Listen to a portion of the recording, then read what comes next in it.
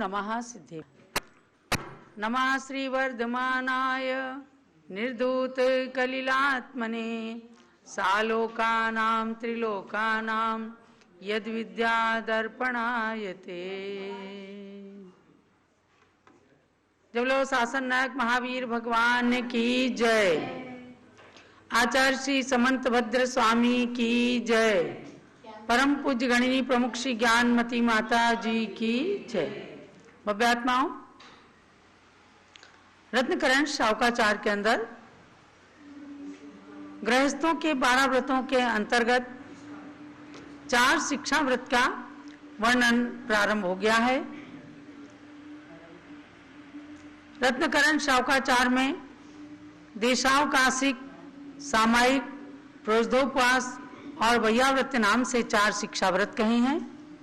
अब जैसे मैंने कल बताया था कि इन 4 शिक्षा व्रतों में कुछ अन्य ग्रंथों के अनुसार अंतर भी है, तो वह भी आपको जरूर समझना है। सबसे पहले गौतम स्वामी के अनुसार प्रतिक्रमण ग्रंथ में सामायिक, प्रोषधोपवास, अतिथि संविभाग और संलेखना को लिया है।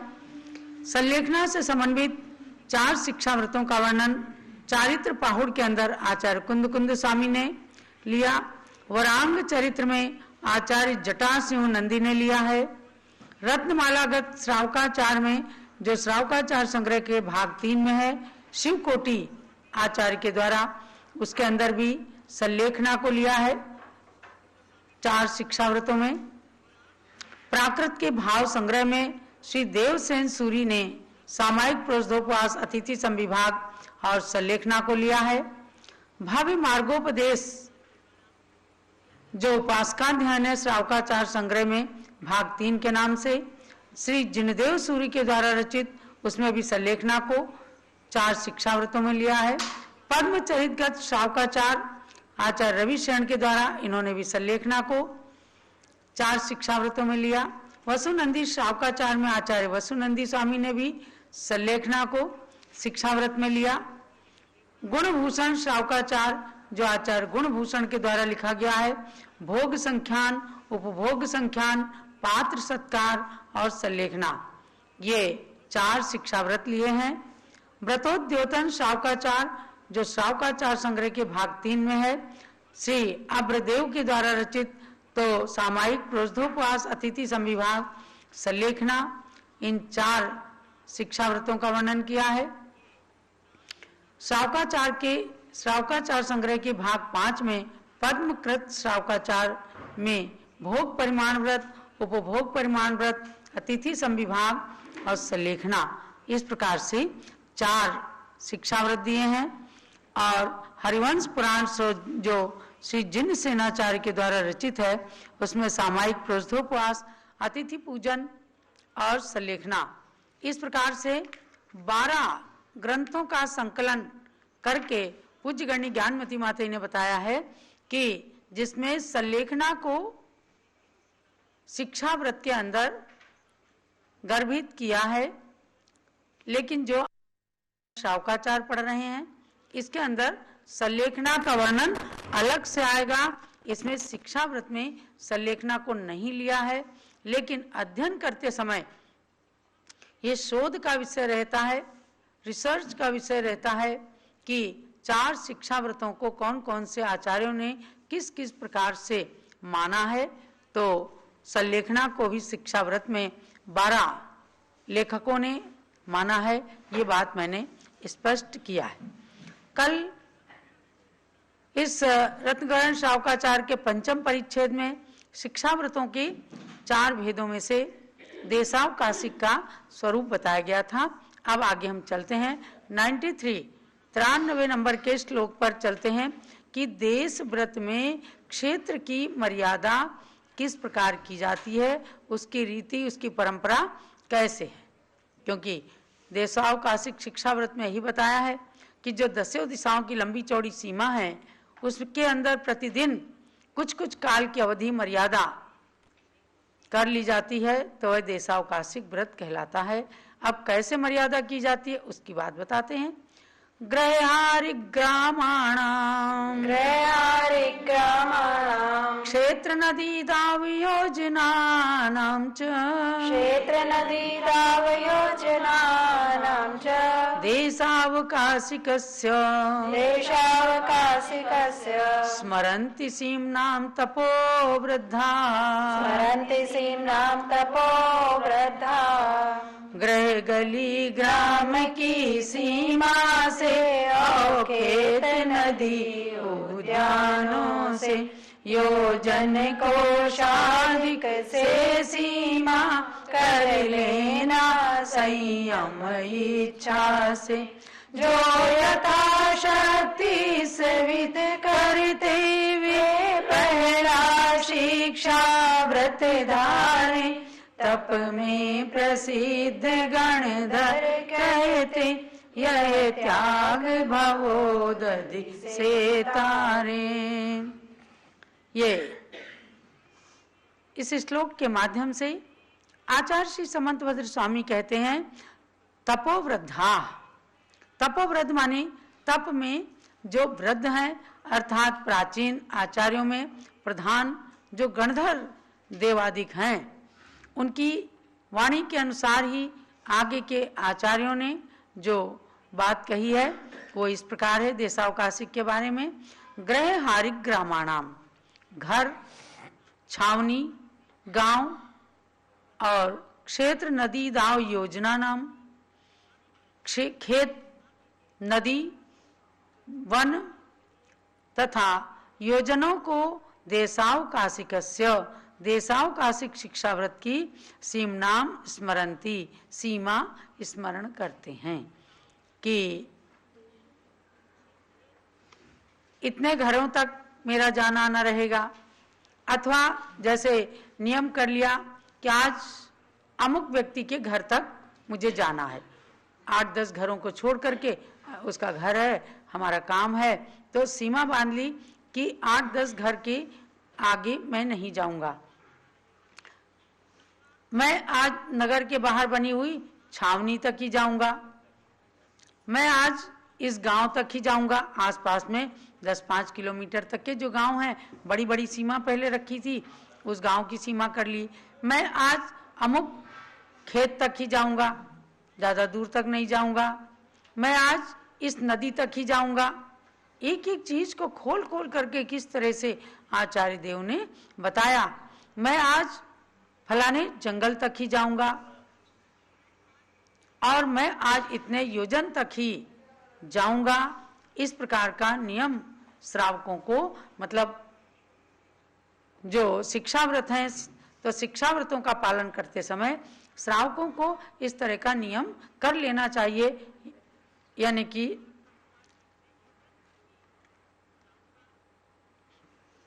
नियम के अंदर उपनियम कर लिए जाते हैं जो, तो उसको शिक्षाव्रत में सम्मिलित किया जाता है। जैसे योजनों का नियम ले लिया, एक योजन को जैसे 4 कोस माना गया है कि मैं 4 कोस तक, 8 कोस तक, ऐसे इतनी दूर तक ही जाऊंगा। तो इस प्रकार से माइल स्टोन, जैसे आज माइल स्टोन बनते, पहले योजन थे और कहीं किलोमीटर के, तो उसका नियम आदि कर लिया जाता है। तो उन सीमाओं में बंध जाना, बाकी के पाप से दूर रहना, बस यही देशावकाशिक शिक्षाव्रत का अर्थ है। यानी पाप कम हो जीवन के अंदर और पुण्य ज्यादा बढ़े, ऐसी स्थिति देशावकाशिक व्रत में, क्योंकि आगे आगे चूंकि ये व्रती श्रावक श्राविकाएं जो हैं आगे मुनि आरिका के व्रतों के लिए बढ़ते हैं, पालन करते हैं, भावना भाते हैं, तो इसीलिए इनको शिक्षा व्रत भी कहा है। अब आगे और बताया जा रहा है कि इस शिक्षा व्रत में, देश व्रत में काल की मर्यादा किस प्रकार से लेते हैं। संवत्सरम ऋतुरयनम मास चतुर्मास पक्ष मृक्षम वा देशावकाशिकस्य प्राहुकालावधिं प्राज्ञाः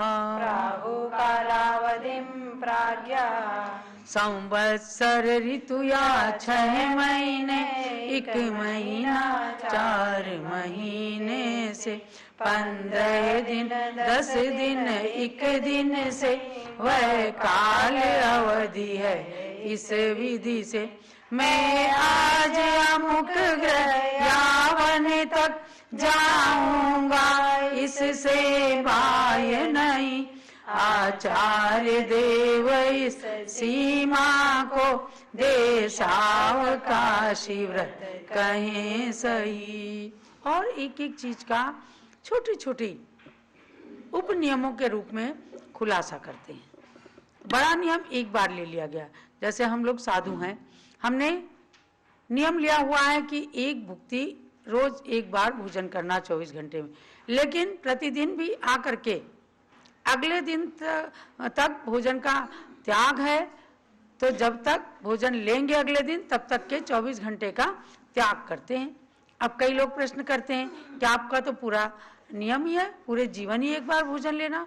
नहीं भैया, नियम के अंदर भी उपनियम लिए जाते हैं ताकि प्रतिदिन के नियम का भी ध्यान रहे और उससे भी प्रत्याख्यान लेने से, आगे तक त्याग कर देने से, 24 घंटे का भी त्याग कर देने से वह नियम के पुण्य की वृद्धि हो जाती है। इसी प्रकार से बताया कि संवत्सर माने वर्ष, 6 महीने, 4 महीने, 2 महीने, 1 महीने या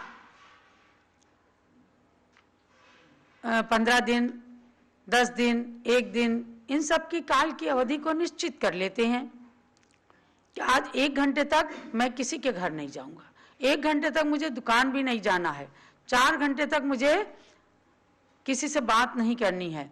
तो नियम के अंदर उपनियमों का पालन करते रहने से नियम लेने की एक परंपरा हो जाती है और नियम लेने की विधि समझ में आ जाती है और नियम लेने की श्रृंखला अपनी जारी रहती है।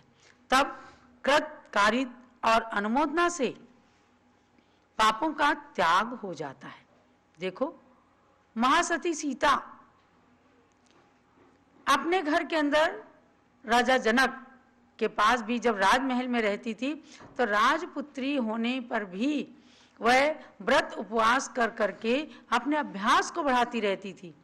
तभी पद्म पुराण के अंदर जैन रामायण में वर्णन आया है कि जब रावण के यहाँ उसको रहना पड़ा, मजबूरी में उसने नियम कर लिया मैं रावण के घर का भोजन कदापि नहीं करूंगी, और उसके 11 उपवास हो गए।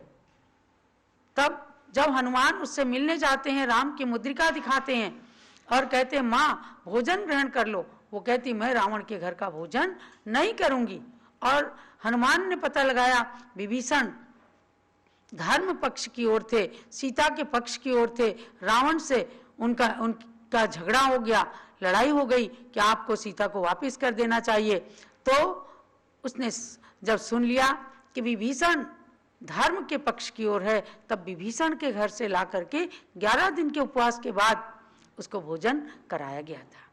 कई बार पूज्य माता ही कहती हैं कि देखो राजघरानों के अंदर भी पुत्रियों को ऐसे व्रत उपवास करने की परंपरा रहती थी, नहीं तो 11 उपवास तक तो राम नाम सत्य हो जाता, चली जाती ऊपर।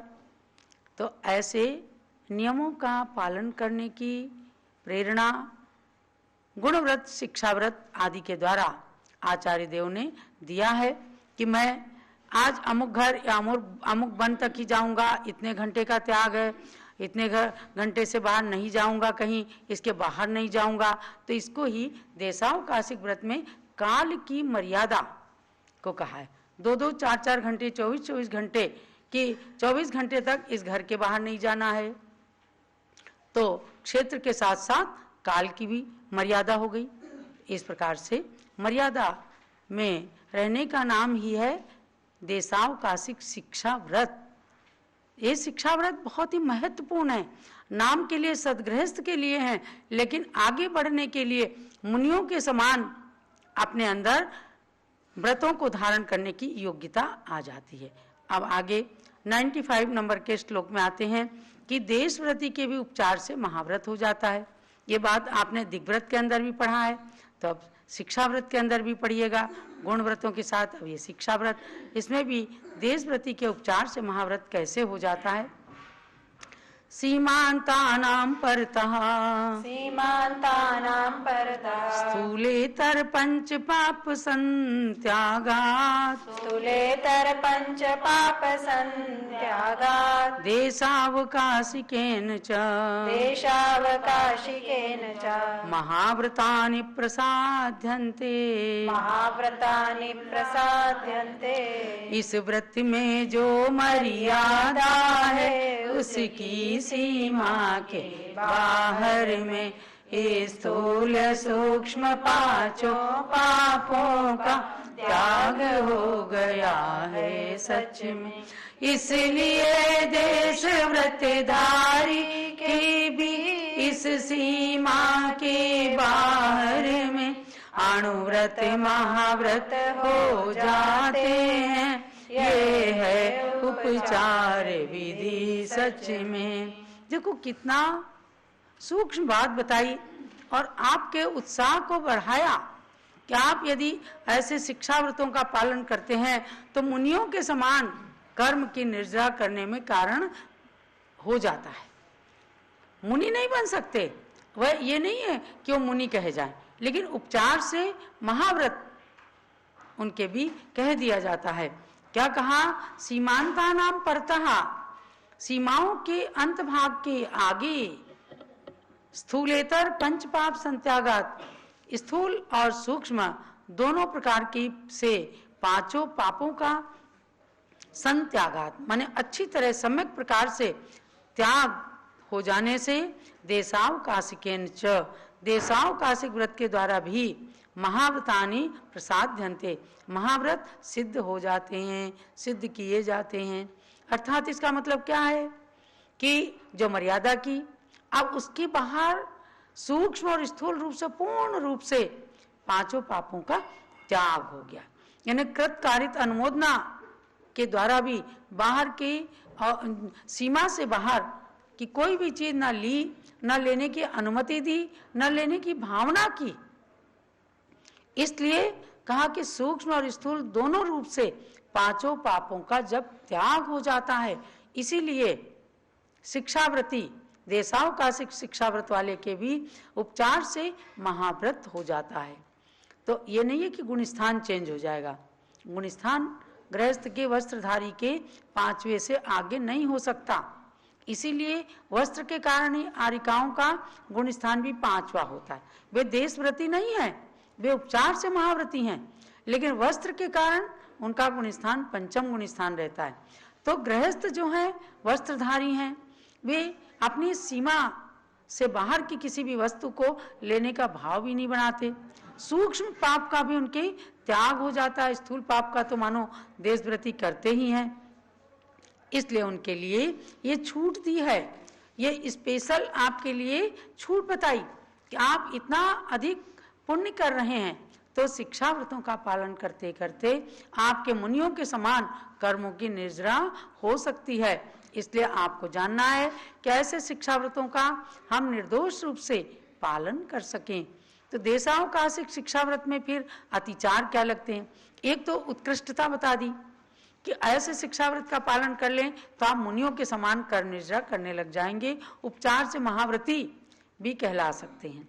और दूसरी तरफ फिर बताते हैं कि आप इतना अच्छे रूप से पालन करते हुए भी जान लें कि इसमें दोष किस प्रकार से लगते हैं, ताकि उन दोषों को छोड़ने की भी योग्यता अपने अंदर ला सकें।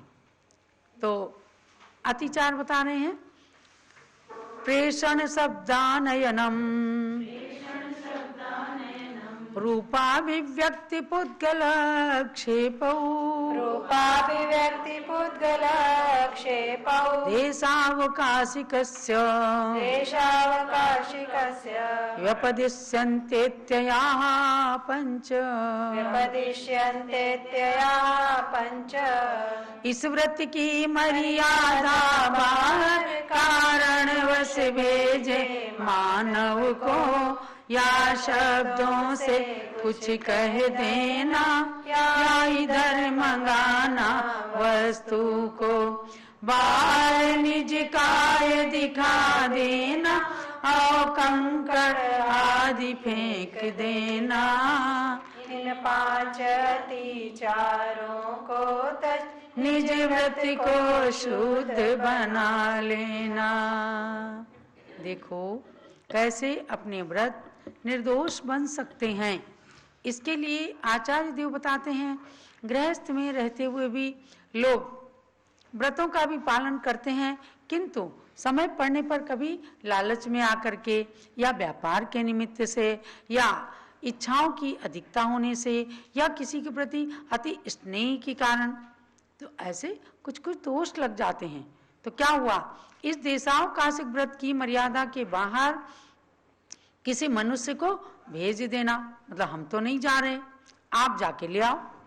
आज हमारा बाजार जाने का त्याग है और दूसरे को बाजार भेज करके सामान मंगाया, करते हैं। ऐसी बहुत कुछ संभावनाएं ऐसे व्रतों में दोष लगने की रहती हैं। लोग समझ भी नहीं पाते कि भाई हमें नहीं जाना है, हमने दूसरे से मंगा लिया।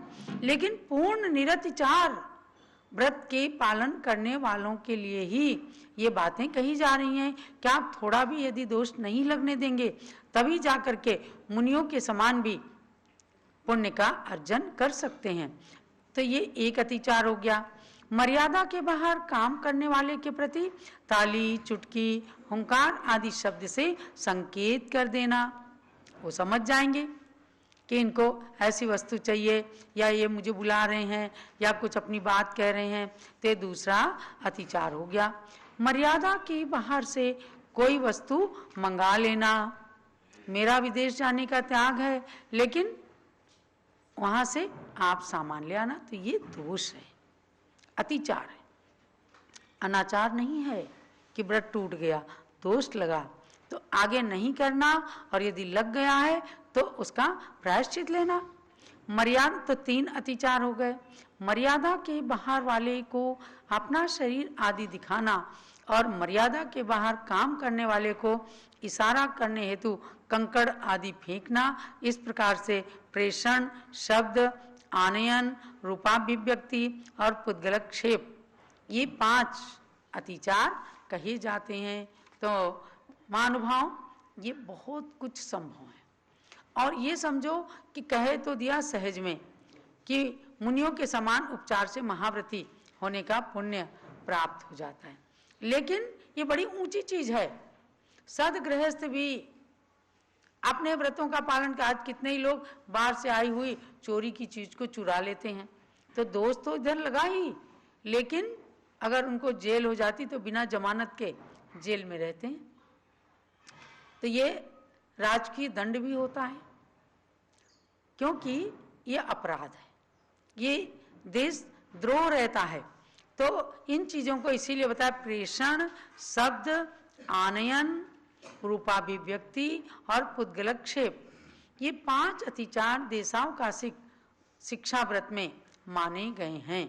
तो इनका जितना बन सके पालन कीजिए और इनको कठिन समझ करके नहीं लेना, ऐसा नहीं करना। अपने से जितना बने तो थोड़ा थोड़ा मर्यादाओं को पहले से ही सीमित कर लेना चाहिए, ताकि अपने को दोष नहीं लगे कि उससे बाहर हम उसका दोष लगाते रहें।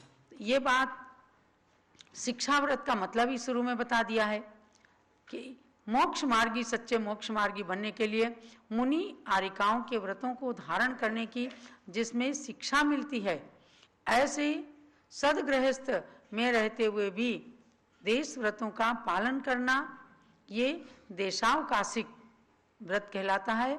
तो 5 अणुव्रत, 3 गुणव्रत और 4 शिक्षा व्रतों में जब आगे बढ़ते हैं तो 12 व्रत हो जाते हैं।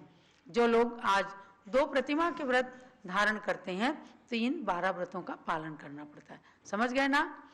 आज आप लोग जैसे 7 प्रतिमाधारी हो, क्षुल्लक, ऐलक, क्षुल्लिका 11 प्रतिमाधारी होते हैं। एक प्रतिमा में केवल दर्शन प्रतिमा होती है। तो जब 12 व्रतों को धारण करके व्रती बन जाते हैं, जिन्हें 2 प्रतिमाधारी कहा जाता है, उन सब के लिए इन चीजों को रत्नकरण शावकाचार और अन्य शावकाचारों से पढ़ करके और अपने व्रतों को निरतिचार, निर्दोष बनाकर ज्यादा से ज्यादा पुण्य अर्जन करने की ओर अग्रसर होना, पाप अधिक से अधिक हमारे कटते जाएं, छूटते जाएं। इसलिए इन व्रतों का पालन करने की प्रेरणा समंतभद्र स्वामी ने दिया है। यही आज के स्वाध्याय का सार समझना। जावाणी के ज्ञान ते सूजे लोकालोक, सोवाणी मस्तक चढ़ो सदा देत हूँ धोक। हे जिन वाणी भारती तोई जपूं दिन रैन, जो तेरी शरणा गए सो पावे सुख चैन। ज्ञानमती को नित नमो, ज्ञान कली खिल जाए। ज्ञान ज्योति की चमक में जीवन मम मिल जाए। जब लोग आज सांगमयी